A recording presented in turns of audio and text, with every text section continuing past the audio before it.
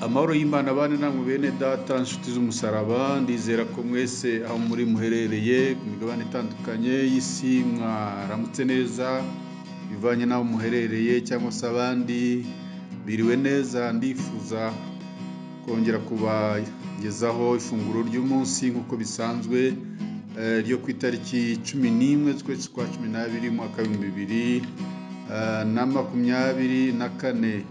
Insanganyamatsiko cyangwa se umutwe w'amagambo uravuga ngo mu mishinga yayo ifite ibyo kukubabaza ntibirimo.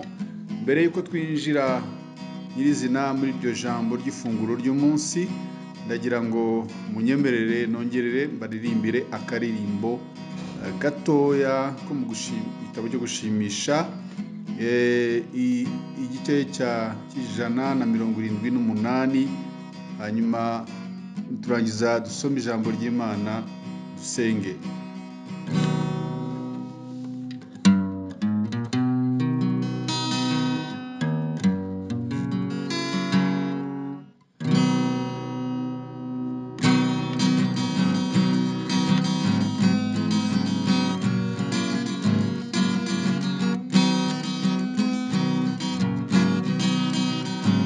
Yutewe n'amakuba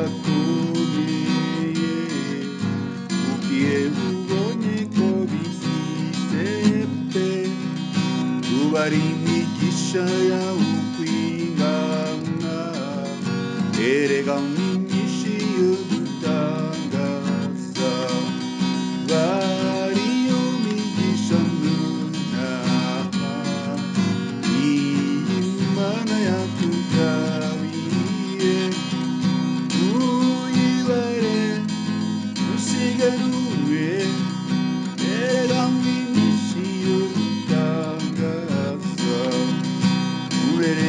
wese no kwiganyira kugira ngo ntibikirangarirwa, barayamigisha imari igihura, umutima ushike mu nda w'isi, barabari yo migisha nunaha, Imana yatugabiye, uyibare usiganuwe, erega myinshi yo gutangaza, arabakurushije amajyambere, ariko aya Yesu yahebuje, erega ubutunzi ufite mw'ijuru, ntawabugura nuko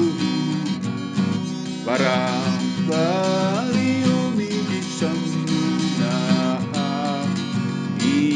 Imana yakugabiye, uyibare usiganuwe, erega myinshi yo gutangaza, amakuba nawe yabamesha ate, we kwiheba Imana irayategeka, wibuka imigisha yakugabiye, byose izabitunganya ikuyo, barabari yo migisha nunaha, Imana yakugabiye, uyibare usiganuwe, erega myinshi yo gutangaza.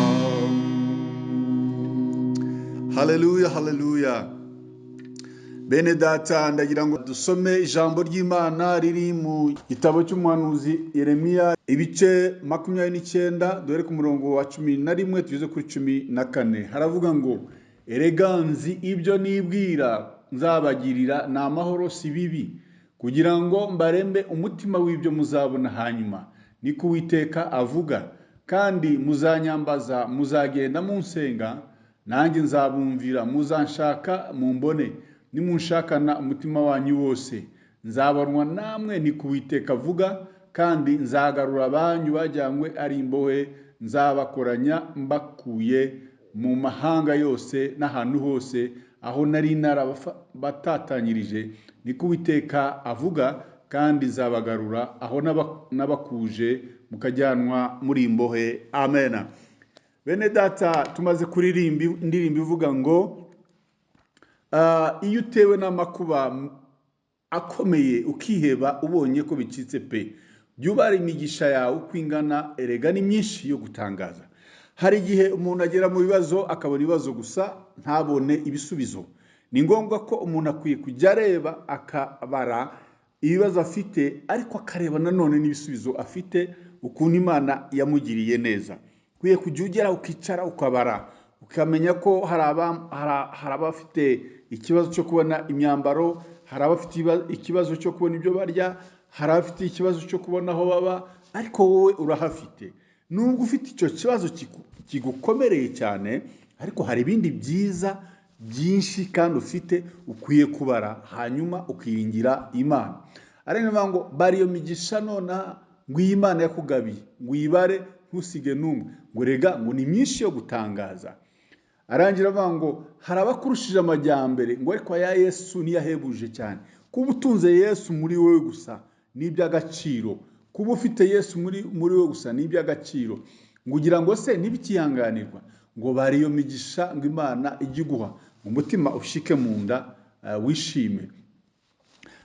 Muri gahunda y'Imana cyangwa se mu mugambi wayo, ibyo kukubabaza cyangwa se kukugira nabi nta birimo. Cyo bikoze ishobora kwemera ko ibidusharirira cyangwa se ibitubabaza bitugeraho, ariko nyuma ikazabivunjamo ibyiza. Burya kubakunda Imana byose bifatanyiriza hamwe kutuzanira ibyiza. Ahari kurira burya kwarari muntu nijoro, ariko bwaca impundu zikavuga. Wibuke ko hari igihe wigeze kugeramo ugasharirirwa, ariko bwaca nanone ukongera ukishima. Niba rero muri iki gihe uri mu gihe cyo gusharirirwa, menya neza ko n'ejo uzongera ukishima ugaseka. Nta mpamvu rero yo kwiheba, kuko Imana yacu ifite gahunda nziza kuri twebwe. Umugambi wayo ni uwo kutunezeza, si uwo kutubabaza, nk'uko yabwiye Yeremiya. Aravuga ngo erega nzi ibyo nibwira nzabagira ni amahoro si ibibi, kugira ngo mbareme mu mutima w'ibyo muzabona hanyuma. Niko Uwiteka avuga. Kandi muzanyambaza, muzagenda munsenga, nanjye nzabumvira. Muzanshaka mumbone nimunshakana umutima wanyu wose.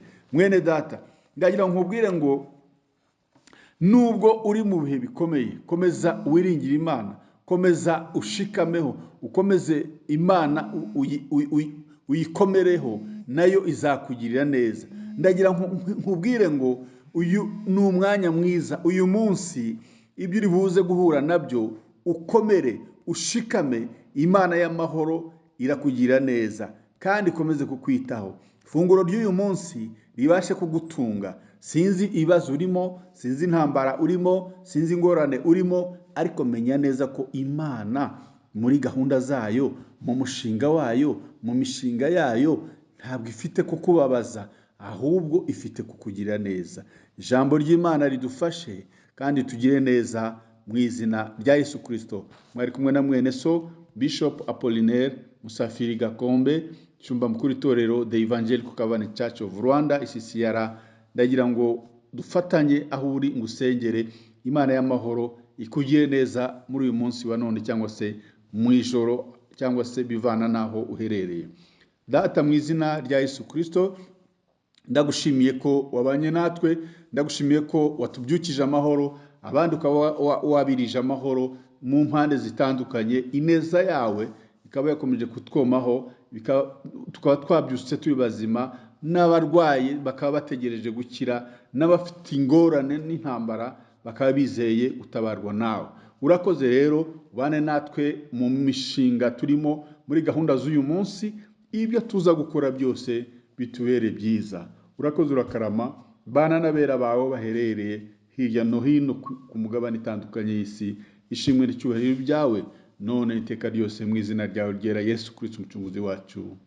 Amen, amen, amen. Mwese mbifurije imigisha y'Imana kandi mukomeze kugubwa neza. Amen, amen.